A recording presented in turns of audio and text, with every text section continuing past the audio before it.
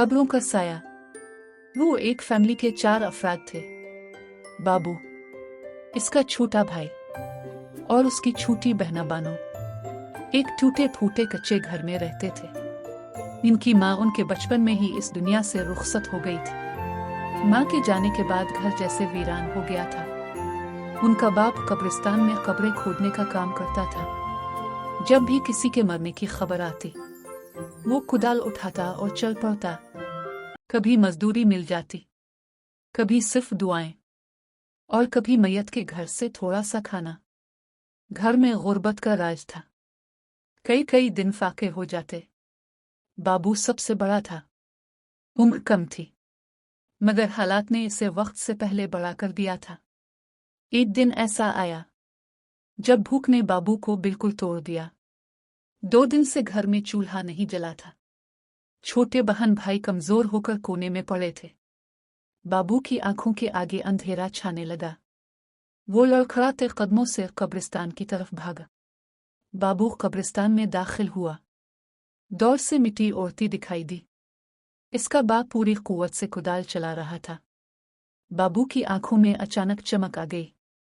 आज लगता है कुदरत मेहरबान हो गई है। आज मैं और मेरी छोटी बहना पेट भर कर खाना खाएंगे। इसके रुखसारों पर आंसू बह निकले। मेरी छोटी बहना की हालत भूख में देखी नहीं जाती। वो 2 कदम आगे बढ़ा, फिर उड़ती मिट्टी को देखकर रुक गया। आहिस्ता से मुस्कुराया। जब मेरी छोटी बहना पेट भर कर खाना खाकर हंसती है तो देखने के काबिल होती है। ख्यालों में बानो का चेहरा उभर आया। बाबू के सूखे हुए लबों पर एक अजीब सी मुस्कुराहट आई। वो दौड़ता हुआ कब्र के करीब पहुंचा। बाबा, आज कौन मरा है? बाप ने सर उठाकर नहीं देखा, बस मिट्टी निकालने की रफ्तार तेज कर दी।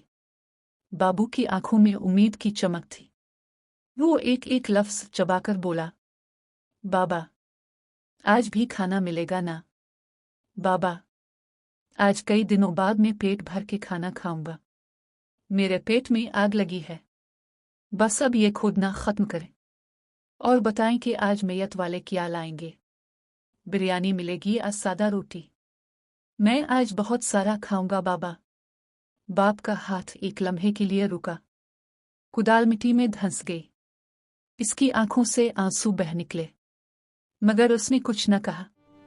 बाबू वहीं कब्र की मंदिर पर बैठ गया। उसे अपने छोटे बहन भाई याद आए, जो घर में भूख से निढाल पड़े थे। वो आसमान की तरफ देखकर बोला, बस अब दुआ करें कि जनाजा जल्दी आ जाए। कुछ देर बाद अल्लाह अकबर की सदाएं सुनाई दे। जनाजा करीब आया। लोग रो रहे थे, मगर बाबू की नजरें उनके हाथों पर थीं कि शायद कोई खाने का थैला साथ लाया हो। तदफीन शुरू हुई। जब मैयत को कब्र में उतारने का वक्त आया तो बाप ने पहली बार बाबू की तरफ देखा। इसकी आंखें सुर्ख थीं। बाबू, मैयत का चेहरा नहीं देखोगे? बाबू ने झुंझला कर कहा, मैं मैयत का चेहरा क्यों देखूं अब्बा? मुझे तो भूख लगी है। मैं तो खाने का इंतजार कर रहा हूं।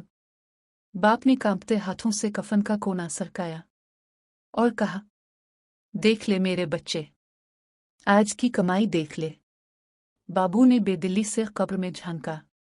जैसे ही इसकी नजर इस छोटे से जर्द चेहरे पर पड़ी, इसके पैरों तले से जमीन निकल गई। वो इसकी अपनी छोटी बहना बानो थी। वही बानो जिसके लिए वो अभी खाने के ख्वाब देख रहा था। बाबू की हंसी, इसकी भूख, इसकी उम्मीद, सब एक लम्हे में चीख बन गई। नहीं बाबा, लिफ लिफ, ये नहीं। वो कब्र के पास गिर पड़ा। मैं भूखा रह लूंगा। मैं कभी खाना नहीं मांगूंगा। बस मेरी छोटी बहना को वापस कर दो। वो मिट्टी अपने सर पर डालने लगा। उसे निकाले बाबा, उसे सर्दी लगेगी। मगर मिट्टी डाली जा चुकी थी। कब्र बंद हो चुकी थी। खामोशी फैल गई। इस दिन बाबू को खाना तो ना मिला, मगर उसे एक ऐसी हकीकत मिल गई जिसने इसकी भूख हमेशा के लिए खत्म कर दी। इख्तिताम।